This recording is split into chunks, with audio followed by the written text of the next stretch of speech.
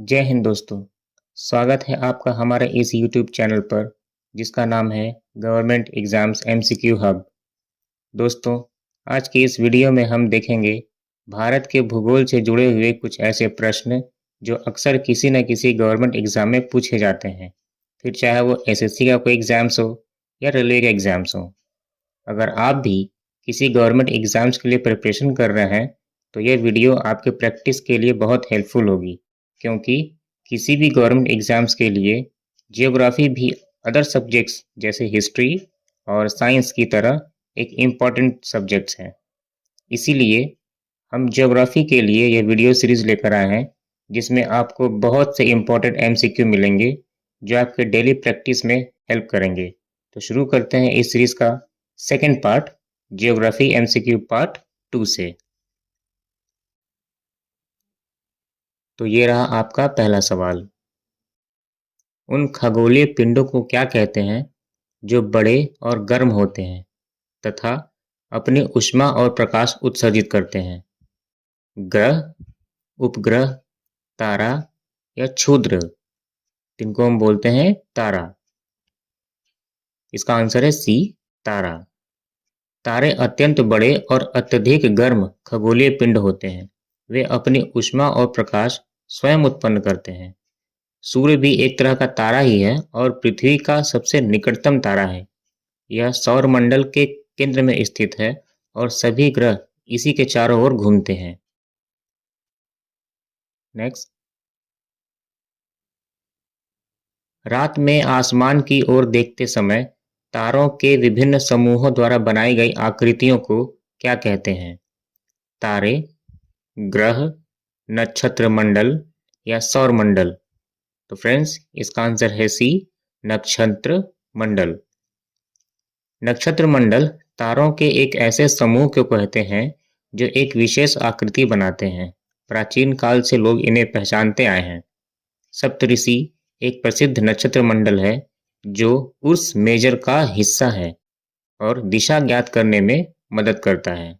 उर्स major, ये याद रखिएगा, बहुत इंपॉर्टेंट टर्म कहा जाता है। नेक्स्ट, निम्नलिखित में से कौन सा नक्षत्र मंडल सप्तऋषि कहलाता है? उर्स माइनर, उर्स मेजर, ओरियन, कैसियोपिया? तो फ्रेंड्स, इसका आंसर है बी, उर्स मेजर। सप्तऋषि उर्स मेजर यानी बिग बियर नक्षत्र मंडल का हिस्सा है। इसमें 7 चमकीले तारे होते हैं। इसके 2 तारे पॉइंटर स्टार कहलाते हैं क्योंकि ये ध्रुव तारे की दिशा बताते हैं। पुराने समय में लोग दिशा जानने के लिए इसी का उपयोग करते थे। नेक्स्ट, प्राचीन समय में लोग रात में दिशा का निर्धारण किस तारे की सहायता से किया करते थे? चंद्रमा, ध्रुव तारा, शुक्र या मंगल? तो फ्रेंड्स, इसका आंसर है बी, ध्रुव तारे की हेल्प लेते थे। ध्रुव तारा आसमान में लगभग स्थिर दिखाई देता है और हमेशा उत्तर दिशा में स्थित होता है।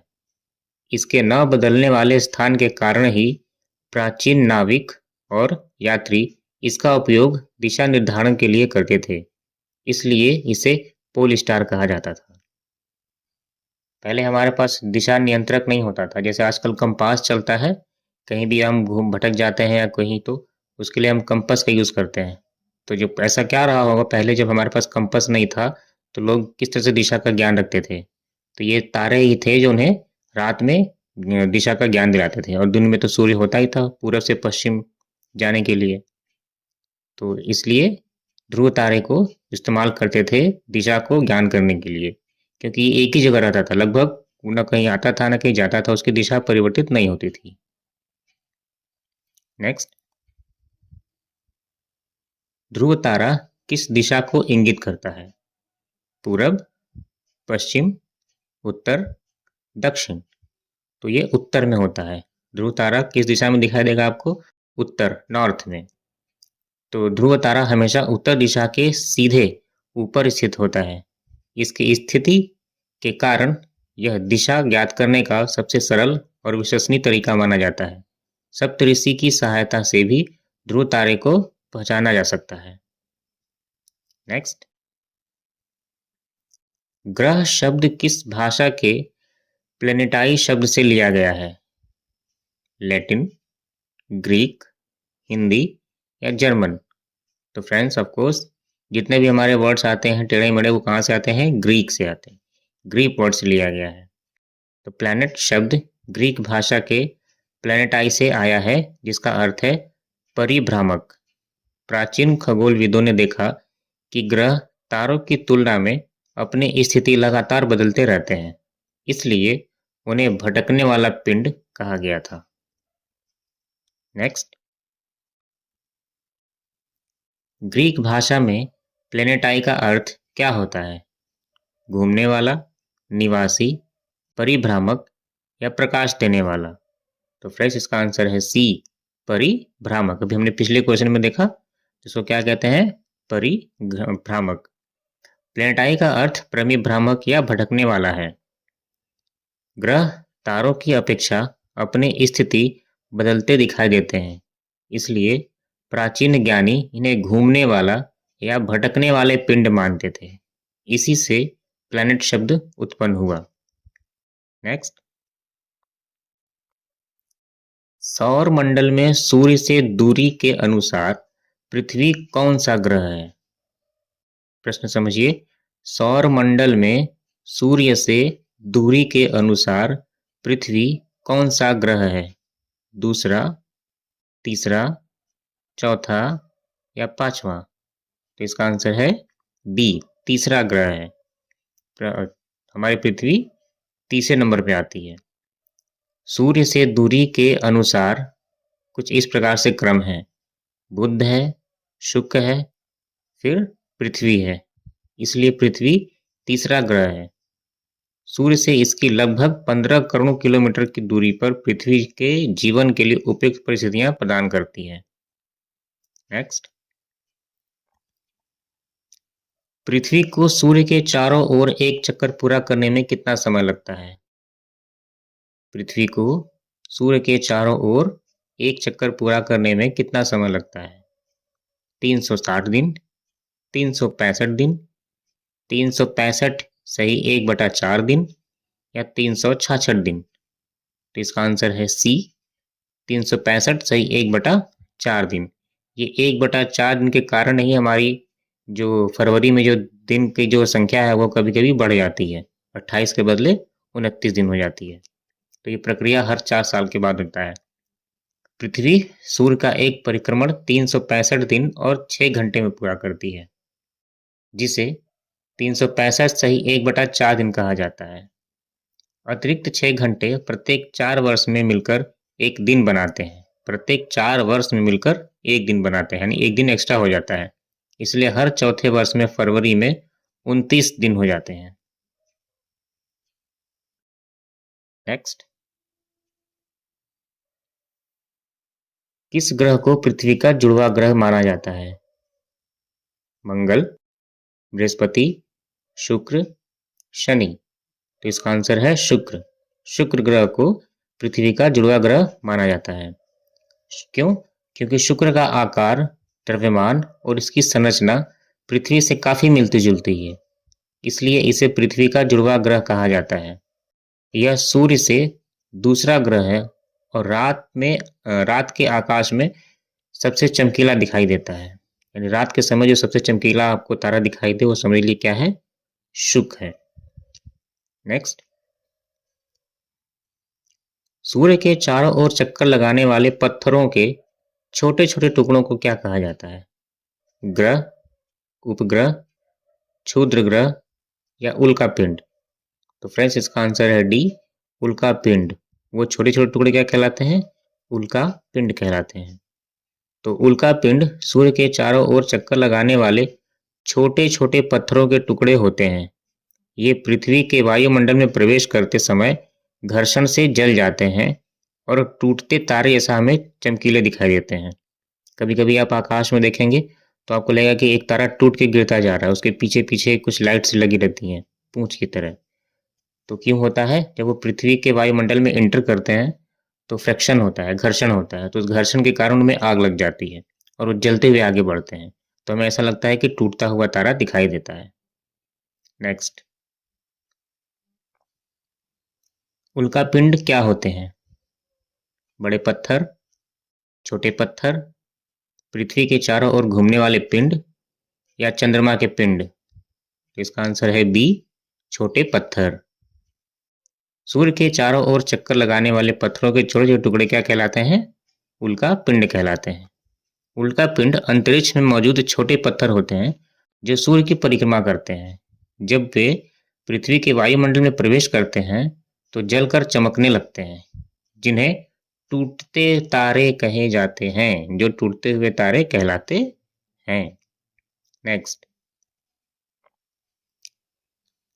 पृथ्वी को नीला ग्रह क्यों कहा जाता है? पृथ्वी को नीला ग्रह क्यों कहा जाता है?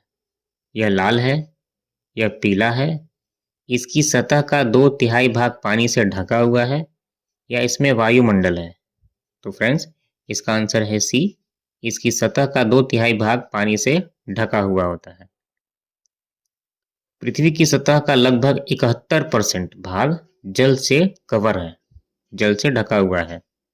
अंतरिक्ष से देखने पर इसकी सतह नीली दिखाई देती है, इसी कारण इसे ब्लू प्लैनेट कहा जाता है और यह जलयुक्त ग्रह माना जाता है। नेक्स्ट, सूर्य के कितने प्रतिशत भाग पर हाइड्रोजन और हीलियम गैसें होती हैं?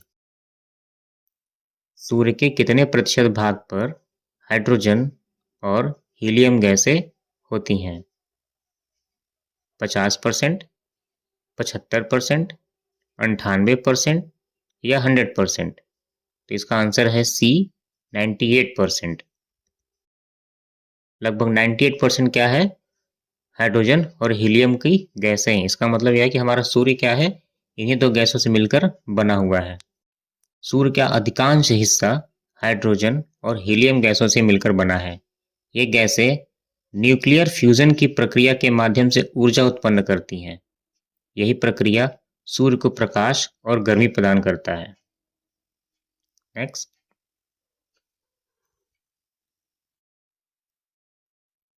सूर्य से लगभग 15 करोड़ किलोमीटर दूर कौन सा ग्रह है? अभी हमने जस्ट पीछे क्वेश्चन में ये दूरी बताई थी आपको। बुध, शुक्र, पृथ्वी, मंगल। ऑफकोर्स हमारी पृथ्वी है। 15 करोड़ किलोमीटर की दूरी पे कौन सा ग्रह है? तो हमारी पृथ्वी है। पृथ्वी सूर्य से लगभग 150 मिलियन किलोमीटर दूर स्थित है। यह दूरी जीवन के लिए उपयुक्त तापमान और ऊर्जा प्रदान करती है। इसे गोल्डीलॉक्स जोन भी कहा जाता है। ये नाम, ये टर्म याद रखिएगा, गोल्डीलॉक्स जोन। नेक्स्ट, आंतरिक ग्रह कौन से हैं? आंतरिक ग्रह कौन से हैं? मंगल, बृहस्पति, शनि, यूरेनस या बुध, शुक्र, पृथ्वी, मंगल या पृथ्वी, मंगल, बृहस्पति, शनि या बृहस्पति, शनि, यूरेनस, नेपच्यून? तो इसका आंसर है बी, बुध, शुक्र, पृथ्वी और मंगल। आंतरिक ग्रह सूर्य के सबसे निकट स्थित 4 ग्रह हैं। तो जो सबसे नजदीक वाले ग्रह हैं इनको हम क्या बोलते हैं? आंतरिक ग्रह, इंटरनल प्लैनेट। कौन कौन से वो 4 ग्रह? बुध, शुक्र, पृथ्वी और मंगल। इन्हें स्थलीय ग्रह कहा जाता है क्योंकि ये चट्टानों से बने हैं। ये चारों ग्रह किससे बने हैं? चट्टानों से मिलकर बने होते हैं। नेक्स्ट, वे ग्रह कौन से हैं जो चट्टानों से बने हैं? केवल बाहरी ग्रह, केवल आंतरिक ग्रह, बृहस्पति और शनि, यूरेनस और नेपच्यून? तो अभी भी हमने पढ़ा, पिछला क्वेश्चन क्या था? केवल आंतरिक ग्रह। आंतरिक ग्रह जैसे बुध, शुक्र, पृथ्वी और मंगल की सतह ठोस चट्टानों से बनी होती हैं, इसलिए इन्हें स्थलीय ग्रह कहा जाता है। जबकि बाहरी ग्रह गैसों से बनी है। मतलब इनके बाद के जो ग्रह हैं जो सूर्य से थोड़ी और दूरी पर आते हैं तो वो किस चीज से बने हैं? गैसों से मिलकर बने हैं। ठीक है। नेक्स्ट, किन ग्रहों के चारों ओर वलय पाए जाते हैं, रिंग?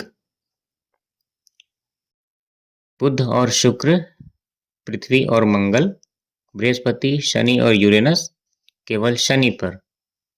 तो इसका आंसर है सी, बृहस्पति, शनि और यूरेनस पर। बाहरी ग्रह, ये कौन से बाहरी ग्रह हैं ये? तो कौन कौन से हैं? बृहस्पति, शनि, यूरेनस और कभी कभी नेपच्यून। ये सभी के चारों ओर वलय पाया जाता है, यानी रिंग पाई जाती है। ये जो रिंग है इसमें बर्फ, धूल और पत्थरों के कण शामिल है ना। नेक्स्ट,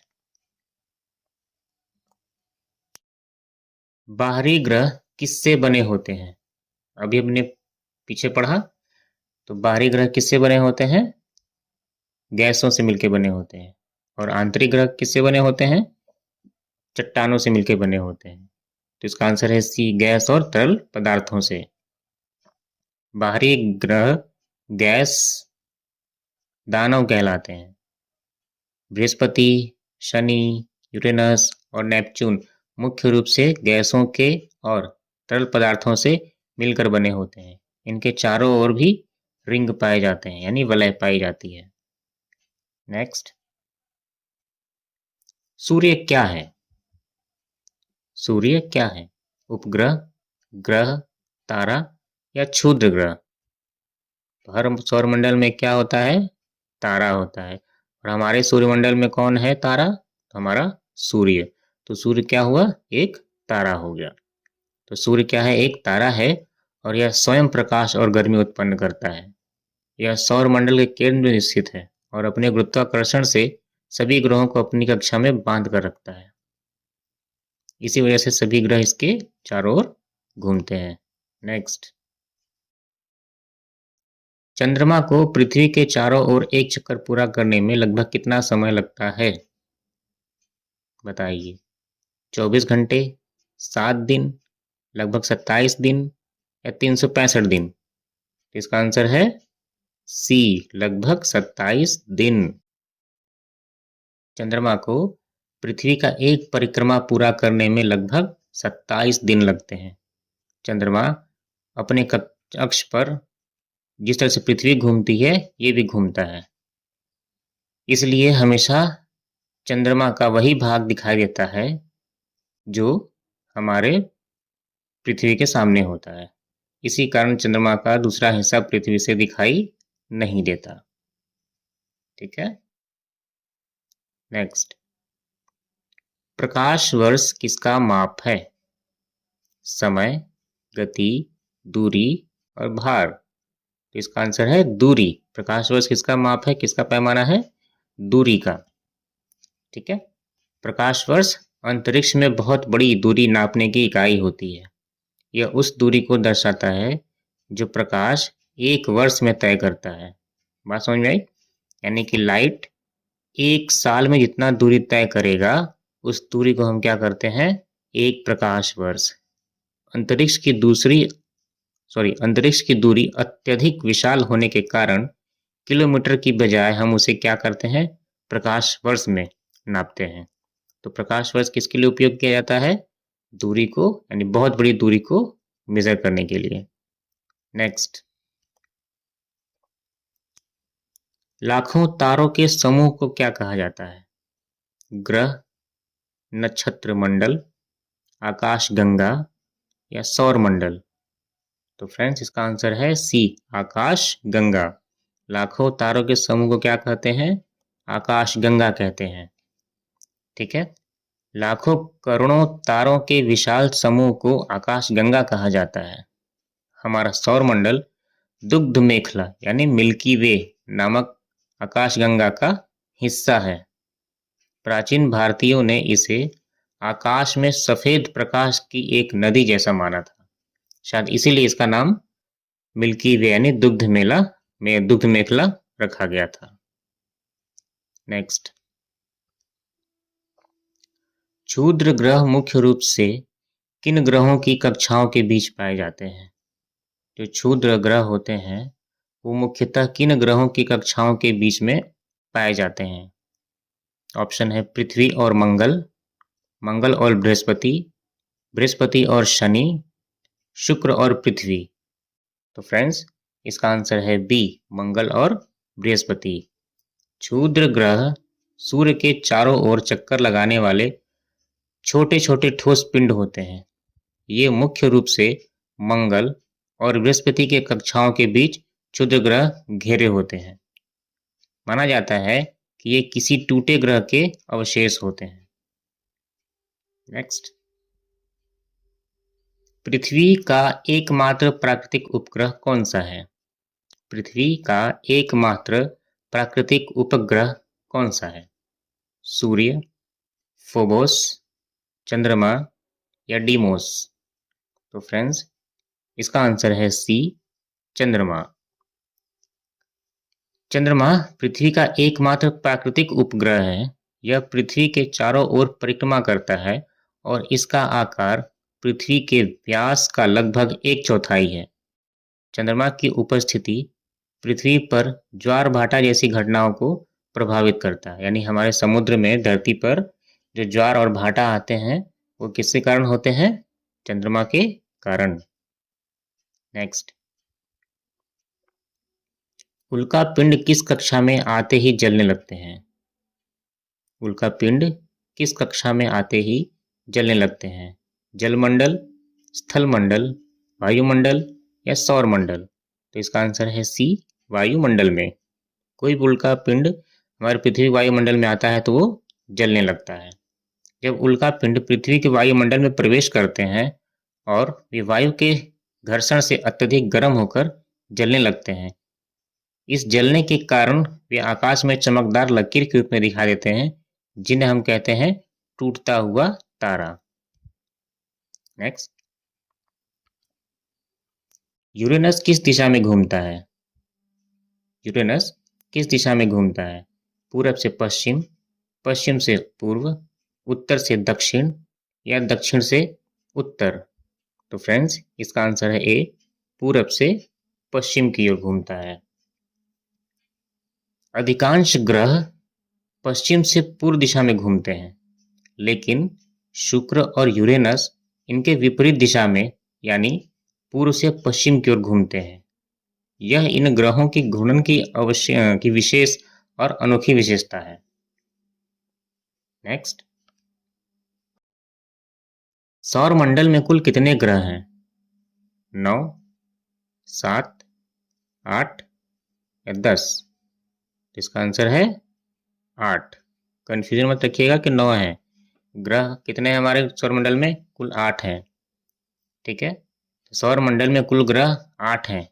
कौन कौन से हैं? बुध, शुक्र, पृथ्वी, मंगल, बृहस्पति, शनि, यूरेनस और नेपच्यून। कितने हो गए? बुध, शुक्र, पृथ्वी, मंगल, बृहस्पति, शनि, यूरेनस और नेपच्यून, कुल मिला के 8। 2006 के बाद प्लूटो को बौना ग्रह घोषित कर दिया गया, इसलिए ग्रहों की संख्या 8 मानी जाती है। यानी 2006 के पहले प्लूटो नामक एक ग्रह था जिसे हम अपने उपग्रह में, सौरमंडल के कुल ग्रह में काउंट करते थे, लेकिन यह कभी दिखता था कभी दिखता ही नहीं था। तो इस वजह से इसको 2006 के बाद इसको बौना ग्रह में घोषित कर दिया गया, जिसे हम अब मानते हैं कि हमारे सौरमंडल में कुल कितने ग्रह हैं? 8। नेक्स्ट, पृथ्वी की आकृति कैसी है? गोल, चपटी, भू-आब या अंडाकार? तो फ्रेंड्स इसका आंसर है सी, भू-आब की तरह। पृथ्वी न तो पूरी तरह गोल है और न ही पूरी तरह से चपटी है।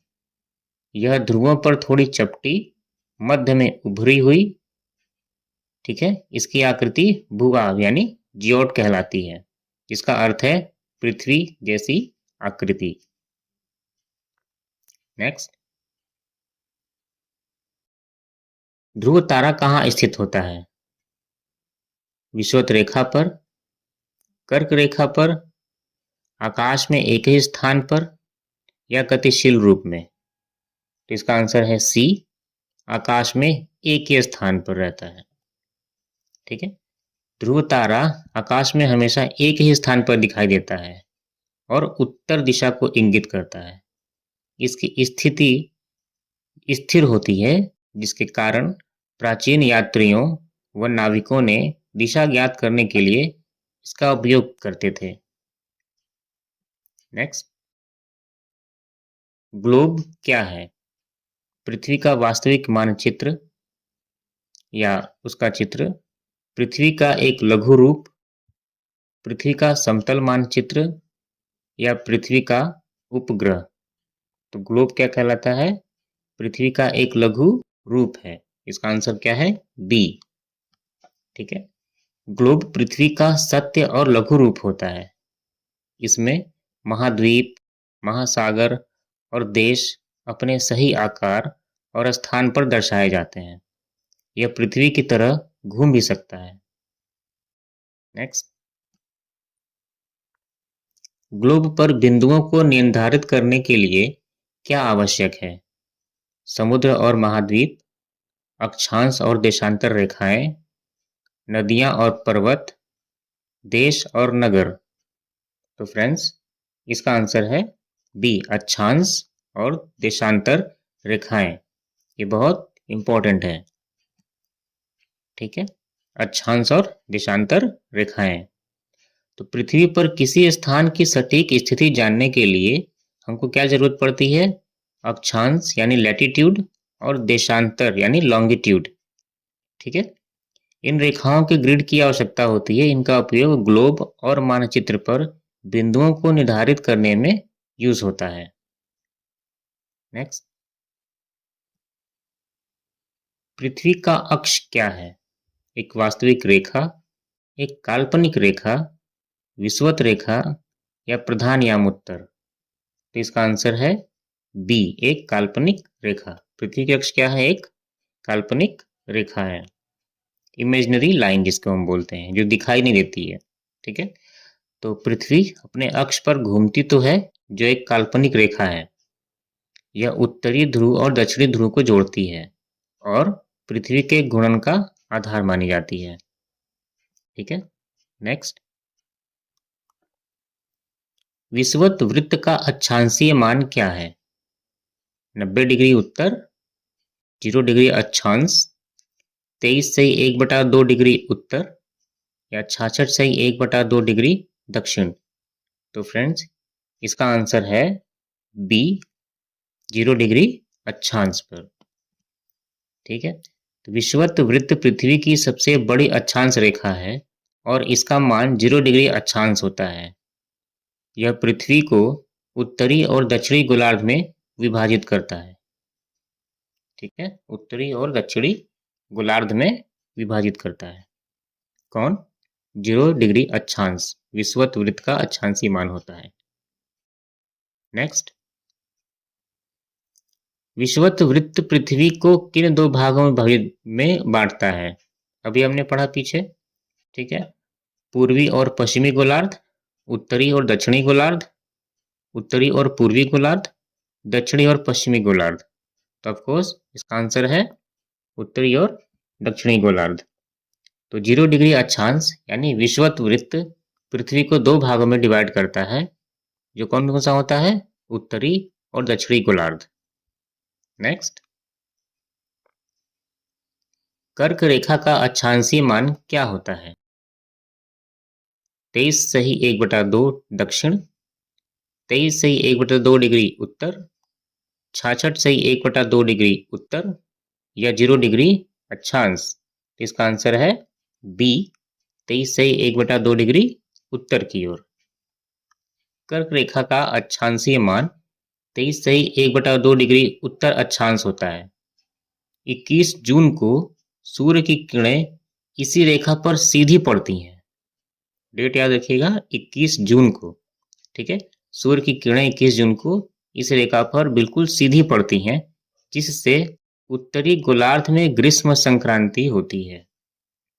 ठीक है, नेक्स्ट, मकर रेखा का अक्षांशीय मान क्या है? 23 सही 1/2 डिग्री दक्षिण, 23 सही 1/2 डिग्री उत्तर, 66 सही 1/2 डिग्री दक्षिण या 0 डिग्री अक्षांश पर?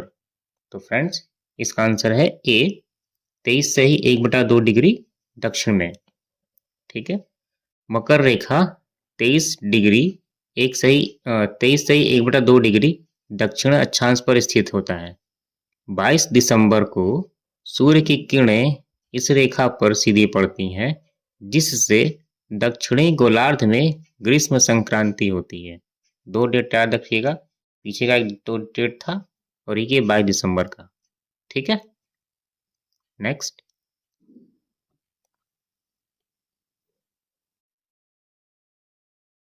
उत्तरी गोलार्ध में 66 सही 1/2 डिग्री पर क्या स्थित है? उत्तरी गोलार्ध में 66 सही 1/2 डिग्री पर क्या स्थित है? कर्क रेखा, मकर रेखा, आर्कटिक वृत्त या अंटार्कटिक वृत्त? तो फ्रेंड्स इसका सही आंसर है सी, आर्कटिक वृत्त। 66 सही 1/2 डिग्री उत्तर अक्षांश पर आर्कटिक वृत्त स्थित है, जो उत्तरी शीतोष्ण कटिबंध और उत्तरी शीतकटिबंध की सीमा बताता है। नेक्स्ट, दक्षिणी गोलार्ध में 66 सही 1/2 डिग्री पर क्या स्थित होता है? कर्क रेखा, मकर रेखा, आर्कटिक वृत्त या अंटार्कटिक वृत्त? तो इसका आंसर है डी, अंटार्कटिक वृत्त, दक्षिणी गोलार्ध में। ठीक है, तो 66 सही 1/2 डिग्री दक्षिण अक्षांश पर अंटार्कटिक वृत्त स्थित है, जो दक्षिणी शीतोष्ण और दक्षिणी शीतकटिबंधी सीमा कहलाती है। नेक्स्ट, 23 सही 1/2 डिग्री उत्तर से 23 सही 1/2 डिग्री दक्षिण के बीच का क्षेत्र क्या कहलाता है? शीत कटिबंध, उष्ण कटिबंध, शीतोष्ण कटिबंध या ध्रुवीय क्षेत्र? तो इसका आंसर है बी, उष्ण कटिबंध। ठीक है, तो कर्क रेखा और मकर रेखा के बीच का क्षेत्र उष्ण कटिबंध कहलाता है। यहाँ वर्ष में कम से कम एक बार सूर्य की सीधी किरणें पड़ती हैं, इसलिए यह सबसे गर्म क्षेत्र कहा जाता है। ठीक है, जैसे अफ्रीका का साइड हो गया, तो वो जो क्षेत्र होते हैं। नेक्स्ट, कर्क रेखा और आर्कटिक वृत्त के बीच का क्षेत्र क्या कहलाता है? उत्तरीय उष्ण कटिबंध, उत्तरी शीतोष्ण कटिबंध, उत्तरी शीत कटिबंध या भूमध्य सागरीय क्षेत्र? तो इसका आंसर है बी, उत्तरी शीतोष्ण कटिबंध। कर्क रेखा, जिसको हम 23 सही 1/2 डिग्री उत्तर की तरफ मानते हैं, और आर्कटिक वृत्त 66 सही 1/2 डिग्री उत्तर के बीच का क्षेत्र उत्तरी शीतोष्ण कटिबंध कहलाता है, जहां तापमान मध्यम रहता है। ठीक, नेक्स्ट, शीत कटिबंध में सूर्य की किरणें कैसी पड़ती हैं? सीधी, तिरछी, लंबवत या केवल सीधी? तो फ्रेंड्स इसका आंसर है बी, तिरछी पड़ती हैं। ठीक है, शीत कटिबंध में सूर्य की किरणें बहुत तिरछी पड़ती हैं, जिससे यहाँ बहुत कम ऊष्मा मिलती है और अत्यधिक ठंड बनी रहती है। नेक्स्ट, 0 डिग्री देशांतर को क्या कहा जाता है? अंतर्राष्ट्रीय तिथि रेखा, विषुवत रेखा, मुख्य यामोत्तर या मानक यामोत्तर? तो फ्रेंड्स इसका आंसर है सी, मुख्य यामोत्तर। 0 डिग्री देशांतर रेखा को मुख्य यामोत्तर या प्राइम मेरिडियन कहा जाता है। इसी रेखा से देशांतरों की गिनती शुरू होती है। ठीक है, नेक्स्ट, मुख्य यामोत्तर कहाँ से गुजरता है? न्यूयॉर्क, टोक्यो, ग्रीनविच, लंदन या दिल्ली? ठीक है, वो जगह बतानी है आपको, स्थान कौन से शहर से मुख्य यामोत्तर रेखाएं गुजरती हैं। ठीक है, तो ये क्वेश्चन का आंसर है सी, ग्रीनविच लंदन से। तो 0 डिग्री मुख्य यामोत्तर ग्रीनविच वेधशाला लंदन से होकर गुजरती है। विश्व समय की गणना इसी स्थान से होती है। ठीक है, नेक्स्ट। देशांतरों की कुल संख्या कितनी है? 180, 90, 360, 400।